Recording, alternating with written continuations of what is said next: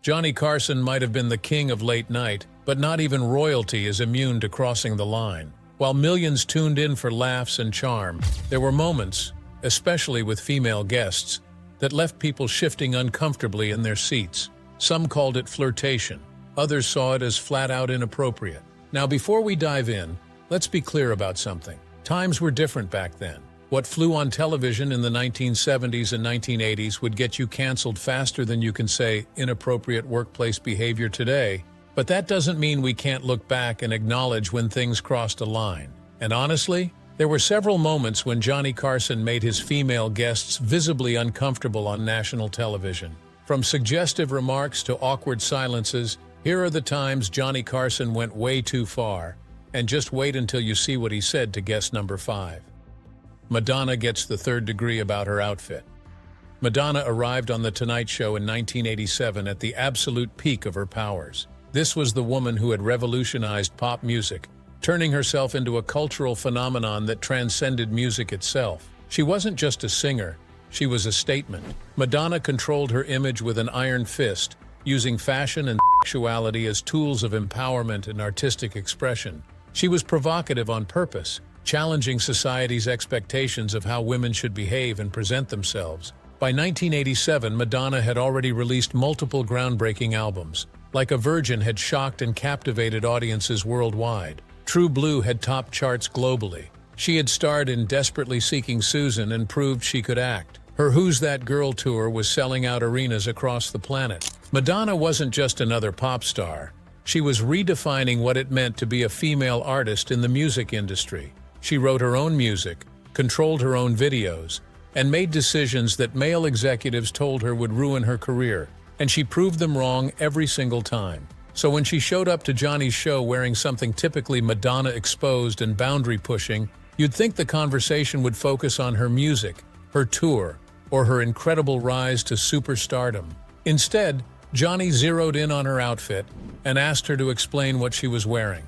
He put her on the spot, essentially making her defend her clothing choices on national television. Madonna handled it like the professional she was, but you could see in her eyes that she wasn't thrilled. She dealt with this kind of thing her whole career, people focusing on what she wore instead of what she accomplished. The difference was that usually, she was in control of the conversation. In Johnny's chair, she was on the defensive. She had to justify herself to middle America, explain her choices, and essentially apologize for being Madonna. The woman who had built an empire on not apologizing for anything was being asked to do exactly that. Zsa Zsa Gabor and the cat situation. Zsa Zsa Gabor was Hollywood royalty, though not in the traditional sense. She didn't win Oscars or star in blockbuster films.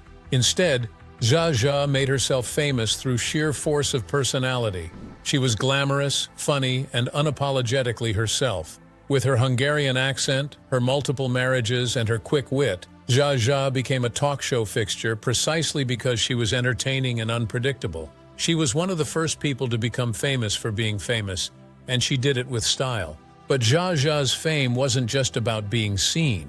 She was genuinely witty and could hold her own in any conversation. She had survived World War II in Europe, had been crowned Miss Hungary in 1936, and had navigated the complicated waters of Hollywood as a foreign actress in the 1950s. She spoke multiple languages, had lived on multiple continents, and had stories that could fill volumes.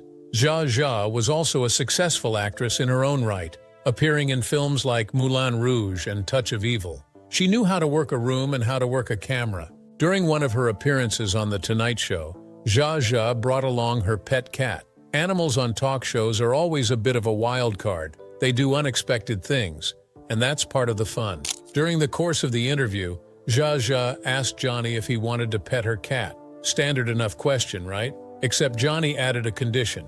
He said sure, but only if she moved the cat away first. Let that sink in for a second. The innuendo was crystal clear. Johnny was essentially saying he wanted to touch her, not the actual cat. It was a sexual joke delivered with that boyish Johnny Carson grin that usually got him out of trouble. The audience laughed because, well, that's what audiences did. Johnny had a reputation as a bit of a flirt, and people generally found it charming. Zsa Zsa had cultivated this image as a glamorous, flirtatious personality, But that didn't give Johnny license to make overtly sexual comments toward her on television. There's a difference between playful banter and sexual harassment disguised as humor. Zsa Zsa's persona was something she controlled. It was part of her act, part of her brand. When Johnny made comments like this, he was taking that control away from her and using her image for his own purposes. She became the object of the joke rather than being in on it. Dolly Parton and the salary comment. Dolly Parton is a national treasure. Let's just establish that right up front. She's one of the greatest songwriters in country music history, having written classics like Jolene and I Will Always Love You. She's a savvy businesswoman who built an entertainment empire including Dollywood, her theme park that employs thousands of people. She's a philanthropist who has donated millions to literacy programs and funded vaccine research. Dolly Parton is the full package: talent, brains, beauty, and a heart of gold. Dolly's songwriting abilities alone should have made her untouchable in terms of respect. I Will Always Love You has been recorded by countless artists, with Whitney Houston's version becoming one of the best-selling singles of all time. Jolene is considered one of the greatest country songs ever written, with its haunting melody and emotionally complex lyrics. Dolly wrote both of these songs on the same day. She's written over 3,000 songs in her career, and many of them have become standards that will be sung for generations. Beyond her music, Dolly has always been a pioneer. She fought for creative control of her music when women weren't given that option. She turned down Elvis Presley's request to record I Will Always Love You because his manager demanded half the publishing rights, and Dolly knew the song was worth more than that. She was right. She's made millions from that decision. She started her own production company, her own record label, and eventually her own theme park. Dolly Parton didn't just break glass ceilings, she shattered them. But in 1977, when Dolly appeared on The Tonight Show, none of that seemed to matter to Johnny. Instead, he told her directly that he would pay a year's salary to see her naked. Just imagine that for a moment. Here's this brilliant artist sitting across from him, and that's what he decides to say, on television, to millions of viewers. Dolly, being Dolly, handled it with grace and humor. She spent her entire career dealing with people who underestimate her because of her appearance, and she's developed a razor-sharp wit to deflect these kinds of comments. But she shouldn't have had to. This was one of the most talented songwriters of her generation, someone who had written hundreds of songs and built a career through pure talent and determination, and Johnny reduced her to a sex object. The comment was particularly galling because Dolly has always been open about the fact that she crafted her image deliberately. The wigs, the makeup, the outfits, they're all part of a persona she created and controls. As she's said many times, it costs a lot of money to look this cheap. She's always been in on the joke. But Johnny's comment wasn't acknowledging her artistic choices or her agency. It was just objectification, plain and simple. He saw a woman with a famous figure and decided that was worth commenting on, regardless of everything else she'd accomplished. Betty White and the nudity sketches.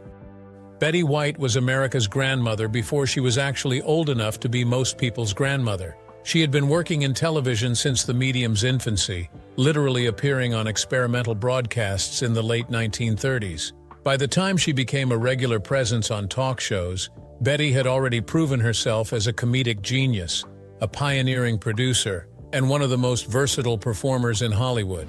Betty's career was nothing short of remarkable. She started in radio in the 1930s, transitioned to television in the 1940s, and never stopped working. She was one of the first women to produce a sitcom, creating and starring in Life with Elizabeth in the early 1950s. She won Emmy Awards across multiple decades, a testament to her enduring talent and relevance. Betty could do it all: sketch comedy, sitcoms, game shows, dramatic roles. She was a chameleon who made everything look effortless. Betty was game for anything, which was part of her appeal. She had this wholesome image but wasn't afraid to push boundaries with her comedy. She could deliver an innocent line and a bawdy joke with equal skill. So when Johnny Carson's show included her in sketches involving nudity, Betty probably went along with it because she was a professional who understood comedy.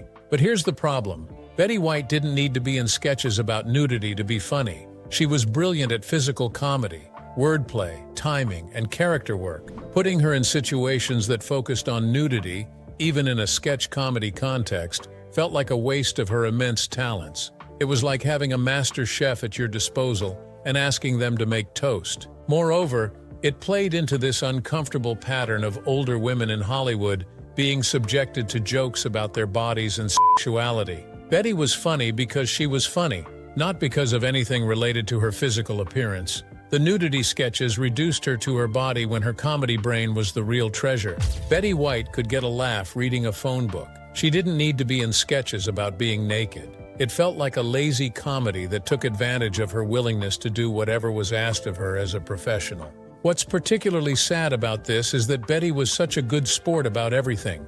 She never complained, never made a fuss, never suggested that maybe she deserved better material. That was Betty. Always professional, always gracious, always putting the show first. But just because she didn't complain doesn't mean it was okay. She deserved sketches that showcased her considerable talents, not ones that reduced her to her physical appearance.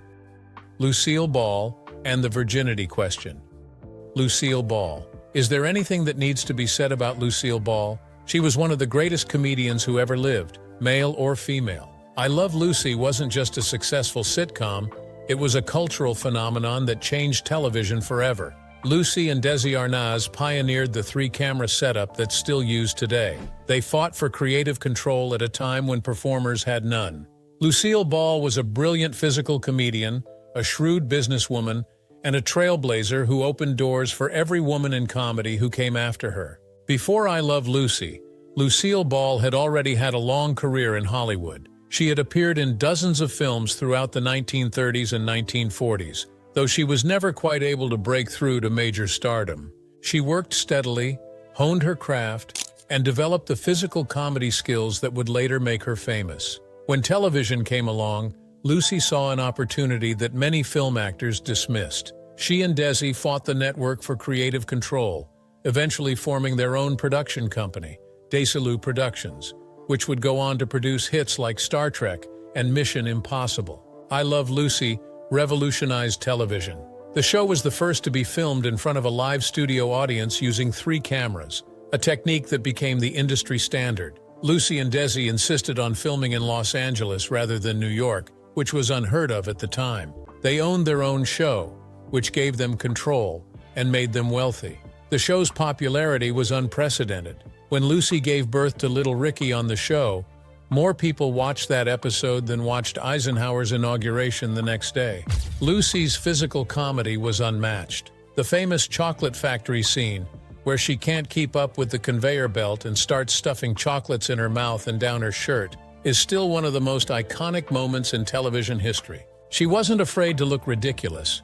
She would cross her eyes, make absurd faces, get covered in food, whatever the scene required. But behind the silly exterior was a brilliant mind. Lucy understood comedy timing better than almost anyone, and she was a perfectionist who demanded excellence from herself and everyone around her. So when Lucy appeared on The Tonight Show in 1974, Johnny had an absolute icon sitting across from him, someone who had shaped the very medium they were working in.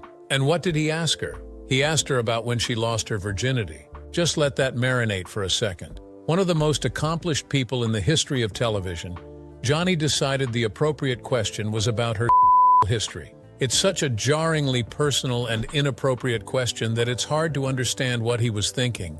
This wasn't some young starlet trying to build a provocative image.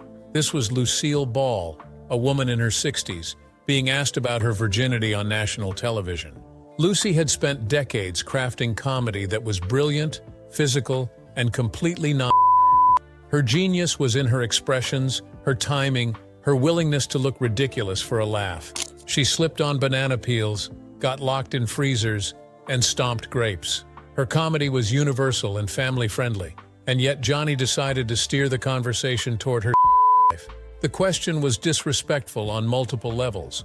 It was invasive, asking about something deeply personal. It was reductive, ignoring everything she has accomplished in favor of focusing on her sexuality.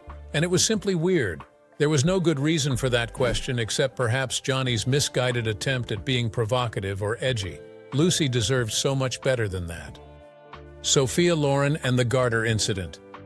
Sophia Loren is one of the most celebrated actresses in cinema history. This isn't an exaggeration. She won the Academy Award for Best Actress, the first actor to win an Oscar for a non-English language performance.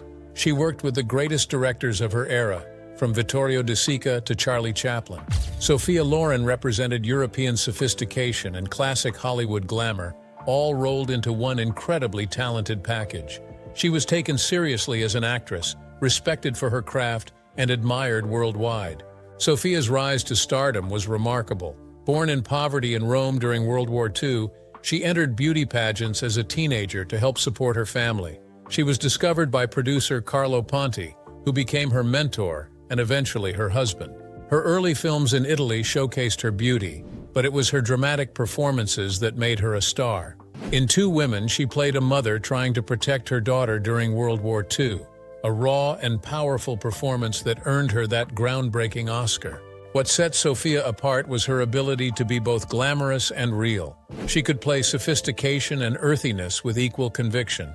She worked in Italian cinema, Hollywood productions, and international co-productions, proving her versatility. Directors loved her because she brought depth and intelligence to every role. She wasn't just beautiful. She was a serious actress who understood character, emotion, and storytelling. Films like Marriage Italian Style, Yesterday, Today, and Tomorrow, and A Special Day showcased her incredible range. Sophia also had to fight against being typecast or reduced to her physical appearance. Hollywood wanted to use her beauty, but she insisted on being given real roles with substance. She turned down parts that were just eye candy and held out for characters that had depth. She was willing to look unglamorous if the role required it. She understood that her beauty could open doors, but her talent was what would keep them open. When she appeared on The Tonight Show in 1979, Johnny Carson decided it would be a good idea to gift her a red garter on camera.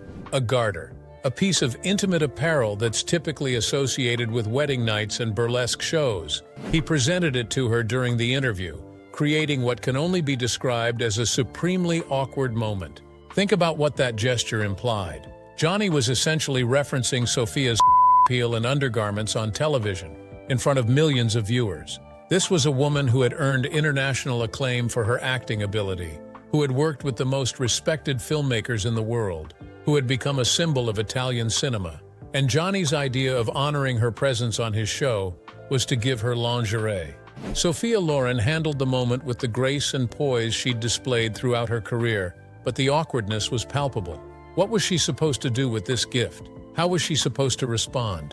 It put her in an impossible position where any reaction would be dissected and judged. If she laughed it off, she might seem like she approved of being treated as a object. If she expressed discomfort, she might be labeled as humorless or unable to take a joke. Johnny Carson's legacy is legendary, but even legends have their flaws. Which moment shocked you the most? And do you think he ever went too far? Let us know in the comments, and don't forget to subscribe for more untold stories from Hollywood's golden age.